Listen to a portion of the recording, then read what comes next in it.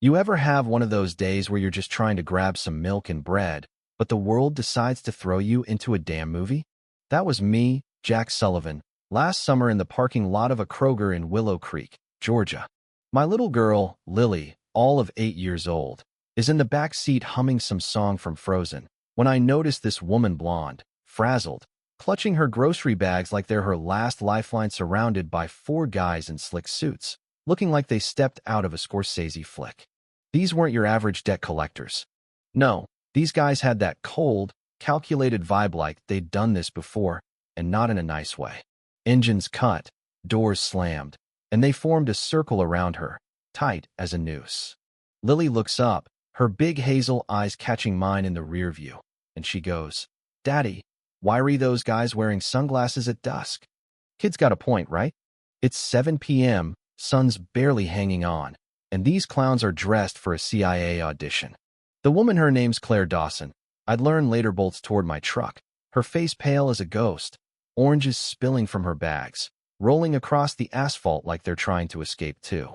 I step out, slow, deliberate, keeping Lily behind me.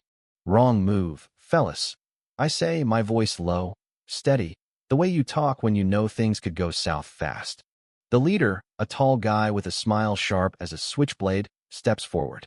"Who says we got the wrong guy, Jack?" "My name." He knows my name. My blood runs cold, but I don't flinch. "Lily, get down," I tell her, and she ducks, her little backpack rustling. Claire's beside me now, breathing hard, mascara streaking her face.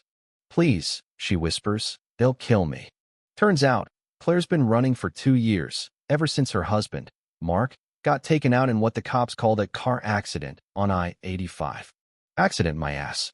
Mark was neck-deep in some dirty money schemes, laundering cash for people you don't cross unless you want to end up in a ditch. Claire found a USB drive in his old desk, stuffed with names, dates, bank accounts, enough to bury half the big shots in Atlanta. Those suits. They worked for Mark's old partner, Vincent Harlow, a guy who built a consulting firm that was just a front for cleaning cash. They wanted that drive, and Claire was their ticket. I take her to my place, a little house on Cedar Lane, where the world usually feels safe, where my late wife, Emma, used to bake cookies and braid Lily's hair. Claire's sitting at my kitchen table, gripping a coffee mug like it's the only thing keeping her sane. She tells me about the drive, about how Vincent's men have been hunting her, how she's been living off burner phones and motel rooms. Lily's coloring nearby, her crayon scratching away, but I know she's listening. Kids always do. Then my phone rings, block number. "Mr. Sullivan." A voice like silk and venom says, "We know Lily's in MS. Carter's 3rd grade class. Loves her ballet lessons, doesn't she?" My heart stops. I grip the phone so hard I'm surprised it doesn't crack. "Stay away from her," I growl. "That's up to you," he says. Midnight. Old Grayson Mill on Pine. Bring the drive. I send Lily to my buddy Tom's place, ex-cop, married to Emma's old friend, Lisa. They'll keep her safe. Claire and we've got a plan, but it's shaky. She's already emailed copies of the drive to an FBI agent, Tom's old contact, Agent Daniels.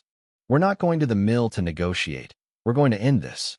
At 11:45, we're parked a block away, the mill looming like a haunted house, all broken windows and rusted beams. Claire's shaking, but her eyes are fire. "I'm done running, Jack," she says. My phone buzzes again. Same voice, but now it's rattled. "Change of plans," he says.